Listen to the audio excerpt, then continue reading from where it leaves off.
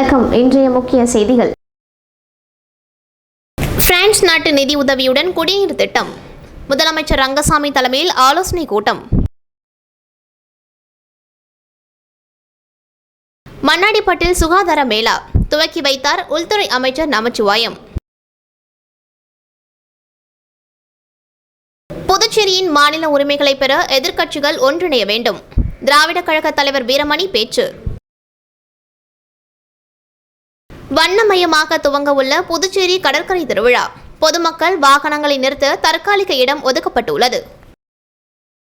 இனி விரிவான செய்திகள். பிரான்ஸ் நாட்டு நிதி உதவியுடன் புதுச்சேரியில் செயல்படுத்தப்பட உள்ள குடிநீர் திட்டம் குறித்த ஆய்வுக் கூட்டம் முதலமைச்சர் ரங்கசாமி தலைமையில் நடைபெற்றது. பிரான்ஸ் நாட்டு நிதி உதவியுடன் புதுச்சேரி நகரில் செயல்படுத்தப்பட உள்ள குடிநீர் திட்டம் குறித்து மறு ஆய்வுக் கூட்டம் முதலமைச்சர் ரங்கசாமி அவர்கள் தலைமையில் சட்டப்பேரவையில் உள்ள அவரது அலுவலகத்தில் நடைபெற்றது. பிரான்ஸ் நாட்டின் மேம்பாட்டு நிறுவனத்தின் மூலம் ரூபாய் 530 கோடி நிதி உதவியுடன் புதுச்சேரி நகர பகுதிக்கான குடிநீர் வழங்கும் திட்டம் அமல்படுத்தப்பட உள்ளது. இத்திட்டத்திற்காக ரூபாய் 49 கோடியை பிரான்ஸ் நாட்டின் மேம்பாட்டு நிறுவனம் விடுவித்துள்ளது. இதையடுத்து குடிநீர் திட்டத்திற்கான ஆயத்த பணிகள் நடைபெற்று வருகின்றன. இத்திட்டத்தை விரைவில் நடைமுறைப்படுத்தி செயல்பாட்டிற்கு கொண்டு வருவது குறித்து விரிவான ஆய்வுகள் இக்கூட்டத்தில் மேற்கொள்ளப்பட்டது. இக்கூட்டத்தில் வேளாண் அமைச்சர் ஜெயக்குமார், புதுச்சேரிக்கான பிரெஞ்சு துணை தூதர் லிசே டால்போர்ட் ஃபரே, அரசு செயலர் அருண், இத்திட்டத்திற்கான பிரான்ஸ் நாட்டின் மேம்பாட்டு நிறுவனத்தின் இயக்குனர் புனே போசல், நீர் சுகாதார மற்றும் சுற்றுச்சூழல் திட்ட இயக்குனர் அங்கித் துல்சியான், தலைமை பொறியாளர் சத்யமூர்த்தி, புதுச்சேரி பொலிவுறு நகர திட்ட கண்காணிப்பு பொறியாளர் ரவிச்சந்திரன் உள்ளிட்டோர் கலந்து கொண்டனர்.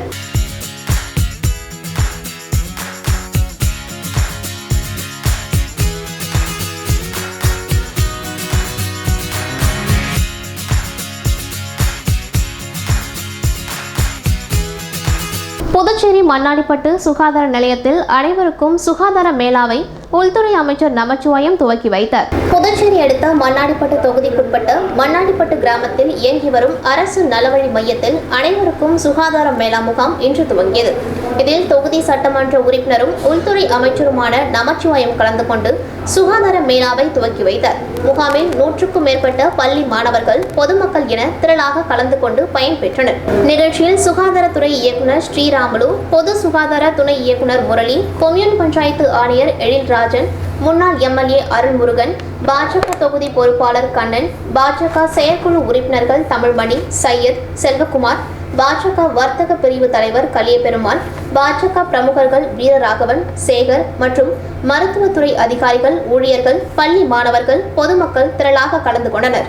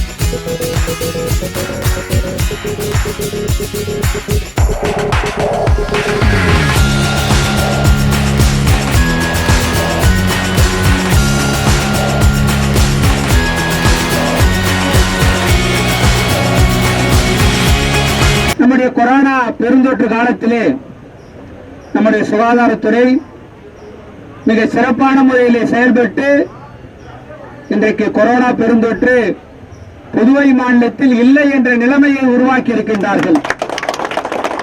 அதற்கு அந்த துறை இயக்குனர் மற்றும் மருத்துவர், செவிலியர், முன்கள பணியாளர்கள் உள்ளிட்ட சுகாதாரத்துறையினுடைய அத்துணை ஊழியர்களுக்கும் எங்களுடைய மனமார்ந்த பாராட்டுகளையும் வாழ்த்துக்களையும் நன்றிகளையும் நாங்கள் தெரிவித்துக் கொள்ள கடமைப்பட்டிருக்கின்றோம். ஏன்னா அந்த அளவிற்கு இன்றைக்கு புதுவை மாநிலத்தில் அந்த தொற்றை கட்டுக்குள் கொண்டு வந்து இன்னைக்கு சிறப்பான முறையில் சுகாதாரத்துறை பணியாற்றி இருக்கின்றது. அதற்கு உறுதுணையாக காவல்துறை, உள்ளாட்சித்துறை போன்ற பல்வேறு துறைகள் அதற்கு உறுதுணையாக இருந்திருக்கின்றது. இவை எல்லாவற்றுக்கும் மேலாக அதற்கு ஒத்துழைப்பாக நம்முடைய புதுவை மாநில மக்களாகிய நாம் இந்த அரசினுடைய திட்டங்களை, நம்முடைய முதலமைச்சர் அவர்கள் எந்த திட்டங்களை, எந்த சட்டத்தை அறிவித்தார்களோ, கொரோனா சம்பந்தமாக எந்த கட்டுப்பாட்டை விதித்தார்களோ அதை கடைபிடித்து இன்றைக்கு சிறப்பான முறையிலே நம்முடைய மாநில மக்களும் அதற்கு ஒத்துழைப்பு அளித்திருக்கின்றார்கள். அவர்களுக்கும் இந்த நேரத்திலே புதுவை அரசின் சார்பாக, முதலமைச்சர் சார்பாக, என் சார்பாக மனமார்ந்த நன்றிகளையும் பாராட்டுகளையும் இந்த நேரத்திலே நாங்கள் தெரிவித்துக் கொள்ள கடமைப்பட்டுக் கொண்டோம்.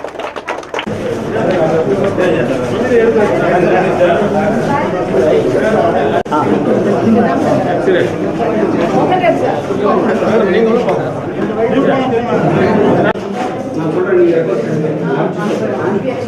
காப்பி இருந்தா கொடுங்க, நான் பழம் காப்பி கொடுத்துருங்க, நான் பழம்.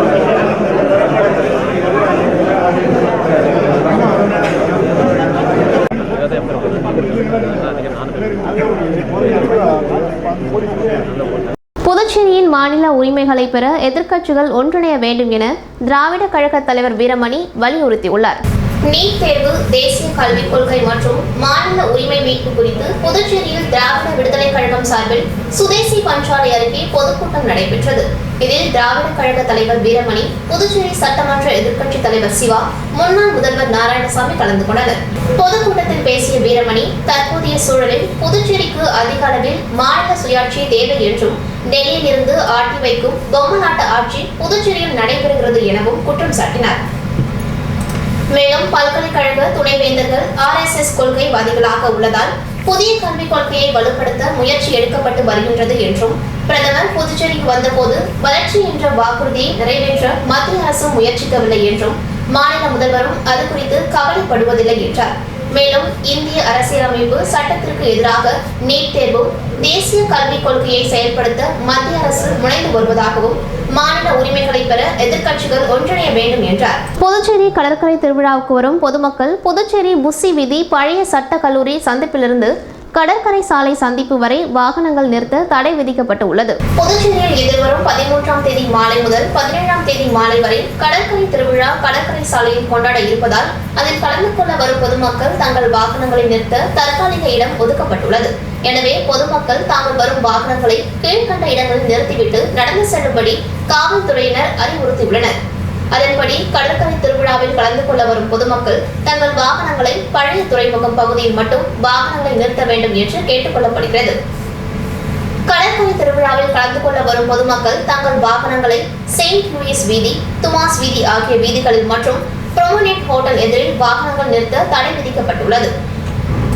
புஸ்ஸி வீதியில் பழைய சட்ட கல்லூரி சந்திப்பில் இருந்து கடற்கரை சாலை சந்திப்பு வரை எந்த வாகனங்களும் நிறுத்த அனுமதிக்கப்பட மாட்டாது என்று போக்குவரத்து துறை தெரிவித்துள்ளனர். புதுச்சேரியில் ராமாயணம் குறித்த கண்காட்சியை தனியார் அருங்காட்சியகம் நடத்தி வருகிறது. புதுச்சேரி நகரின் வஉசி வீதியில் உள்ள புதுவை அருங்காட்சியகத்தில் 5ஆம் ஆண்டு துவக்க விழாவாக ராமாயண கண்காட்சி நடைபெறுகிறது. இதனை ஓய்வு பெற்ற நீதிபதி தாவீது அனுசாமி துவக்கி வைத்தார். ராமநவமியை முன்னிட்டு இந்த கண்காட்சி நடத்தப்படுகிறது. அருங்காட்சியகத்தில் உள்ள நூற்றாண்டை கடந்த வடமொழியில் சிறந்த நூல்கள், ஆங்கில மொழிபெயர்ப்புகள், ஓலைச்சுவடிகள், கம்பராமாயணம், வியாசர் விருந்து, சக்கரவர்த்தி திருமகன் போன்ற நூல்களும், தமிழக ராமாயணம் கோவிலில் குறிப்பு போன்றவை இதில் இடம்பெற்றுள்ளன. ராமாயணத்தில் இடம்பெற்ற கதை அம்சங்களின் பெயர் பட்டியல், ஓவியங்கள், புத்தக பட்டியல், காவியங்கள் போன்றவை ஒளிப்படங்கள் வைக்கப்பட்டுள்ளன.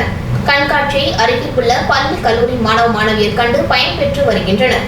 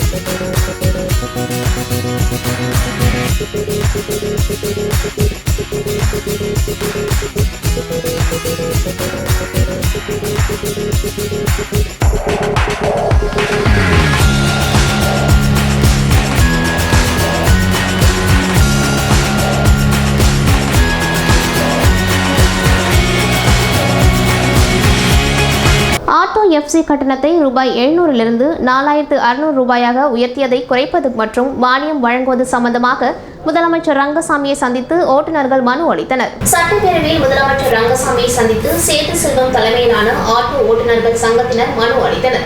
அந்த மனுவில் கொரோனா பெருந்தொற்று முதல் அலை, இரண்டாவது மற்றும் மூன்றாவது அலையில் மத்திய மாநில அரசுகள் ஊரடங்கு அறிவித்து பல்வேறு கட்டுப்பாடுகளை விதித்து வந்தது. குறிப்பாக பொது முடக்கத்தின் போது போக்குவரத்து முற்றிலுமாக முடக்கி வைக்கப்பட்டது.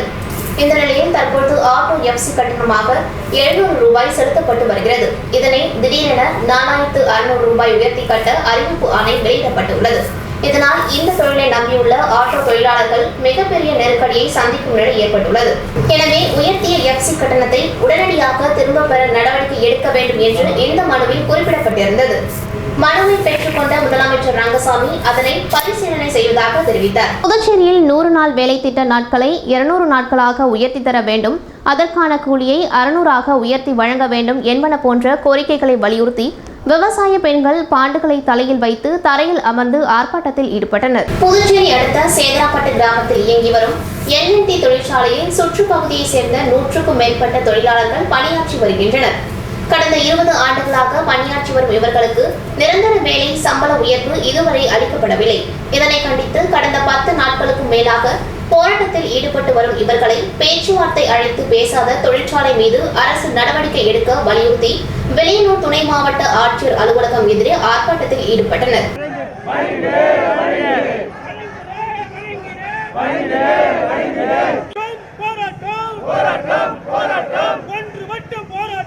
ஒன்றுபட்ட போராட்டம் ஒன்றுபட்ட போராட்டம் கோரிக்கைகள் வெற்றி பெற கோரிக்கைகள் வெற்றி பெற கோரிக்கைகள் வெற்றி பெற கோரிக்கைகள் வெற்றி பெற மத்திய மாநில அரசுகளே குறைக்காதே குறைக்காதே குறைக்காதே குறைக்காதே 100 நாள் வேலை திட்டத்தின் 100 நாள் வெள்ளட்டும் வெள்ளட்டும் வெள்ளட்டும் வெள்ளட்டும் வாய்ப்பு திட்டத்தில் 100 நாள் வேலை வாய்ப்பு வந்து எங்களுக்கு சரியாக கிடைக்கல.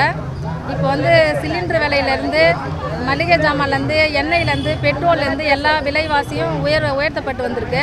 ஆனால் எங்களோட வந்து கூலி வந்து உயர்த்தப்படலை. ஆனால் இப்போ போதிய வருமானம் இப்போ வந்து 100 நாள் வேலைன்றது வருடத்துக்கு வந்து 20 நாள் 10 நாள் அது கூட சுத்தமாக தர மாட்டேங்கிறாங்க. 100 நாள் வேலைன்றது முழுமையாக எங்களுக்கு கிடைக்கல. 100 நாள் வேலை எங்களுக்கு முழுமையாக கிடைக்கணும்னு சொல்லிட்டு நாங்கள் இந்த போராட்டத்தை வச்சுருக்குறோம். இப்போ வந்து 100 நாள் வேலை முழுமையாக கிடைக்கவும் இலவச கல்வி ஏழை மக்களுக்கு கிடைக்கணும் அப்படின்னு சொல்லிட்டு மானியம்னு சொல்லிட்டு எல்லாத்தையும் சொல்லி இப்போ விலைவாசி ஏற்றப்பட்டிருக்கு தவிர இந்த விவசாய தொழிலாளர்களுக்கு ஏழைங்களுக்கு எந்த சலுகையும் கிடைக்கல. இளைய தளபதி விஜய் நடிப்பில் உருவான 65வது திரைப்படம் பீஸ்ட் நாளை வெளியாகிறது. இதனை ஒட்டி புதுச்சேரி முழுவதும் விஜய் ரசிகர்கள் விதவிதமான பேனர்கள் வைத்து அசத்தி வருகின்றனர். இயக்குனர் நெல்சன் இயக்கத்தில் உருவான விஜய் நடித்த 65வது திரைப்படமான பீஸ்ட் நாளை புதுச்சேரியில் உள்ள 18 திரையரங்குகளில் வெளியாகிறது. இதனை ஒட்டி விஜய் ரசிகர்கள் புதுச்சேரி நகரம் முழுவதும் விதவிதமான கட் அவுட் மற்றும் பேனர்கள் வைத்து அசத்தி வருகின்றனர். புதுச்சேரியில் மட்டும் 18 திரையரங்குகளில் பீஸ்ட் படம் வெளியாகிறது. 18 திரையரங்குகளிலும் 6 காட்சிகள் நடைபெறுவதாகவும் தியேட்டர்கள் நிர்வாகம் அறிவித்துள்ளது. புதுச்சேரி நகர பகுதியான உருளையன்பேட்டை, முத்தியால்பேட்டை, சாரம், மறைமலை அடிகள் சாலை, ரெட்டியார்பாளையம், மூலகுளம், முதலியார்பேட்டை, ஒதியஞ்சாலை உள்ளிட்ட பல்வேறு இடங்களில் விஜய் நடித்த காட்சிகள் அடங்கிய பேனர் மற்றும் கட் அவுட்டுகள் விஜய் ரசிகர்கள் வைத்துள்ளனர். நாளை காலை வெளியாக உள்ள திரைப்படத்திற்கு பல்வேறு சிறப்பு ஏற்பாடுகளும் விஜய் ரசிகர் மன்றத்தின் சார்பாக செய்யப்பட்டுள்ளது. 13ஆம் தேதி முதல் 17ஆம் தேதி வரை விஜய் படம் வெளியாக உள்ள அனைத்து திரையரங்குகளிலும் 6 காட்சிகள் ஏற்பாடு செய்யப்பட்டுள்ள நிலையில் அந்த 5 தினங்களுக்கு மட்டும் அனைத்து வகையான டிக்கெட்டுகளும் 100 ரூபாய் கட்டணமும் உயர்த்தப்பட்டுள்ளது என்பது. புரட்சியாளர் அம்பேத்கர் பிறந்த நாளை முன்னிட்டு சட்டமன்றம் எதிரே உள்ள அவர் சிலையை தூய்மை செய்யும் பணி பாஜக சார்பில் நடைபெற்றது. புரட்சியாளர் அம்பேத்கர் பிறந்தநாள் விழா ஏப்ரல் 14ஆம் தேதி அரசு சார்பில் கொண்டாடப்பட்டு வருகிறது. அதன்படி இந்த ஆண்டு ஏப்ரல் 17ஆம் தேதி செய்தி மற்றும் விளம்பரத்துறை சார்பில் புரட்சியாளர் அம்பேத்கர் பிறந்தநாள் விழா கொண்டாடப்பட உள்ளது. இந்த நிலையில் புதுச்சேரி ஆதிதிராவிட நலத்துறையின் கீழ் இயங்கும் பாட்கோ நிறுவனத்தின் மூலம் ஊழியர்கள் அம்பேத்கர் சிலையை சுத்தம் செய்தனர். மேலும் புதுச்சேரி பாஜக பட்டியலின பிரிவு சார்பில் அதன் தலைவர் தமிழ்மாறன் தலைமையில் மற்றும் பாரதிய ஜனதா கட்சி இளைஞரணி சார்பில் சட்டமன்றம் எதிரில் உள்ள அம்பேத்கர் சிலை தூய்மை செய்யும் பணி நடைபெற்றது. இதில் பாஜகவை சேர்ந்த நிர்வாகிகள் ஏராளமானோர் கலந்து கொண்டு அம்பேத்கர் சிலையை சுத்தம் செய்தனர். புதுச்சேரி பாரதிய ஜனதா கட்சி சார்பில் முதலியார்பேட்டை தொகுதியில் இலவச நீர்மோர் பந்தலை பாராளுமன்ற உறுப்பினர் செல்வ கணபதி, சட்டமன்ற உறுப்பினர் அசோக் பாபு தொடங்கி வைத்தனர். புதுச்சேரியில் வெயில் தாக்கம் நாளுக்கு நாள் அதிகரித்த வண்ணம் உள்ளது. இதனால் பொதுமக்கள் பெரிதும் பாதிக்கப்பட்டுள்ளனர். மேலும் வெயிலின் தாக்கத்தை குறைக்கும் விதமாக பாரதிய ஜனதா கட்சி சார்பில் முதலியார்பேட்டை தொகுதியில் இலவச நீர்மோர் பந்தல் நிகழ்ச்சியை பாராளுமன்ற உறுப்பினர் செல்வ கணபதி, சட்டமன்ற உறுப்பினர் அசோக் பாபு தொடங்கி வைத்து பொதுமக்களுக்கு வழங்கப்பட்டது. இந்நிகழ்ச்சியில் மாநில துணைத் தலைவர் செல்வம், தொகுதி பொறுப்பாளர் முன்னாள் கவுன்சிலர் செல்வ கணபதி, வணிக பிரிவு தலைவர் முன்னாள் கவுன்சிலர் சத்யராஜ், தொகுதி செயலாளர் விஜயகுமார், நகர மாவட்ட துணைத் தலைவர் குமார், ஓபிசி நகர மாவட்ட தலைவர் லட்சுமி, துணைத் தலைவர் மஞ்சுளா மற்றும் பாரதிய ஜனதா கட்சி நிர்வாகிகள் கலந்து கொண்டனர். நிகழ்ச்சி ஏற்பாட்டினை மாநில இளைஞரணி தலைவர் கோவிந்தன் கோபதி செய்திருந்தார்.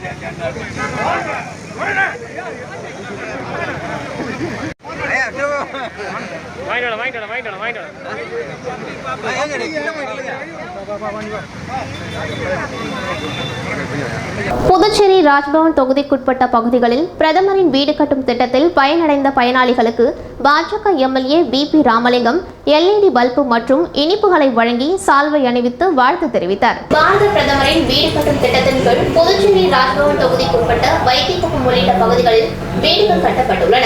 இந்த வீடுகளின் பயனாளிகளை பாஜக சட்டமன்ற உறுப்பினர் பிபி ராமலிங்கம் நேரில் சென்று பார்வையிட்டார். அப்போது சட்டமன்ற உறுப்பினர் பிபி ராமலிங்கம் அவர்களுக்கு LED பல்பு மற்றும் இனிப்பு வழங்கியும் சால்வை அணிவித்தும் வாழ்த்து தெரிவித்தார். மேலும் பிரதமரின் இந்த பயனுள்ள திட்டத்தை மக்களிடம் தொடர்ந்து கொண்டு செல்ல வேண்டும் என பயனாளிகளிடம் சட்டமன்ற உறுப்பினர் கேட்டுக்கொண்டார். ராஜ்பவன் தொகுதி பாஜக தலைவர் நாகராஜன் ஏற்பாடு செய்த இந்த நிகழ்ச்சியில் ஓபிசி மாநில செயற்குழு உறுப்பினர் பாண்டியன், தொகுதி பொதுச் செயலாளர் கதிரவன், மாநில செயலாளரும் திட்டத்தின் பொறுப்பாளருமான லதா, நகர மாவட்ட பொதுச் செயலாளர் விமலா, தொகுதி துணைத் தலைவர் அமுதா, செயலாளர்கள் உள்ளிட்ட பாஜக நிர்வாகிகள், தொண்டர்கள் பலர் கலந்து கொண்டனர். சீக்கிரம் கட்டணும் ரொம்ப இது பண்ணாங்க. இங்க நாங்க ஒரு 3 பேர் வாங்கணும். பாத்துக்கிறோம் முன்னாடி. ரொம்ப சந்தோஷமா தொடர்ந்து உங்களுக்கு வந்து அது மாதிரி இந்த ஆயுஷ்மான் திட்டம்லாம் எங்களுக்கு எல்லாம் அந்த ஆயுஷ்மான் திட்டம் வந்து லோனு வந்து இன்சூரன்ஸ் திட்டம் உங்களுக்கு நாங்கள் வந்து இது பண்றோம். நம்ம குடும்பத்துக்கு ஏதாவது ஒரு சிறு இதுன்னா நீங்க எந்த பணமும் கட்டாதே உங்களுக்கு ஒரு பாரத் மாதா கி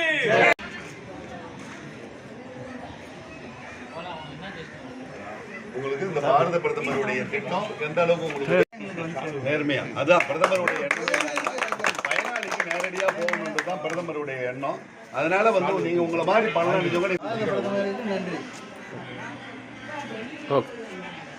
இன்சூரன்ஸ் திட்டத்தையும் உங்களுக்கு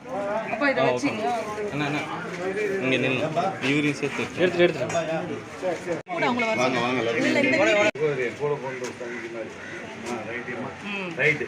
அதாவது இந்த பாரத பிரதமர் திட்டத்தால உங்களுக்கு இந்த வீடு கட்டுறதுக்கு ரொம்ப உதவியா இருந்ததாமா.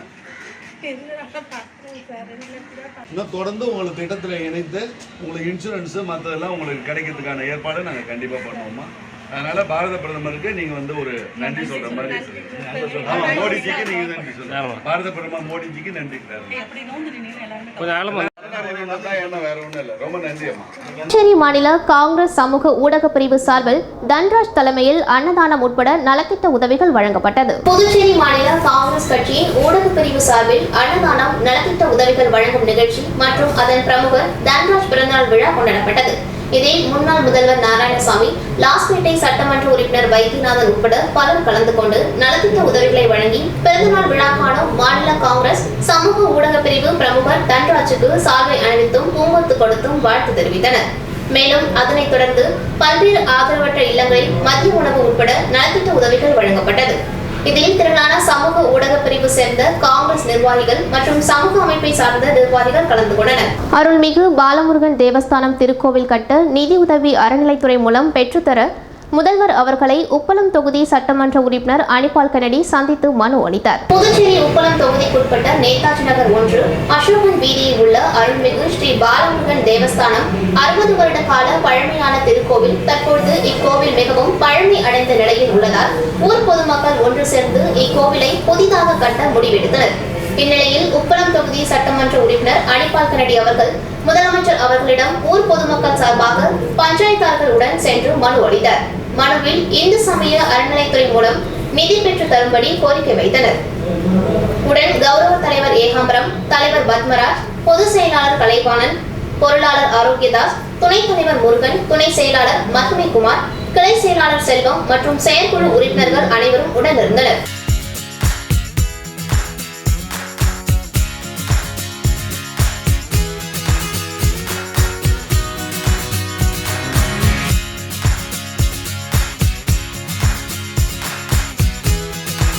மீண்டும் இன்றைய முக்கிய செய்திகள். பிரான்ஸ் நாட்டு நிதி உதவியுடன் குடிநீர் திட்டம். முதலமைச்சர் ரங்கசாமி தலைமையில் ஆலோசனை கூட்டம். மண்ணாடிப்பட்டில் சுகாதார மேளா துவக்கி வைத்தார் உள்துறை அமைச்சர் நமச்சிவாயம். புதுச்சேரியின் மாநில உரிமைகளை பெற எதிர்க்கட்சிகள் ஒன்றிணைய வேண்டும். திராவிட கழக தலைவர் வீரமணி பேச்சு. வண்ணமயமாக துவங்க உள்ள புதுச்சேரி கடற்கரை திருவிழா. பொதுமக்கள் வாகனங்களை நிறுத்த தற்காலிக இடம் ஒதுக்கப்பட்டுள்ளது. இத்துடன் இந்த செய்திகள் நிறைவடைகின்றது. நன்றி, வணக்கம்.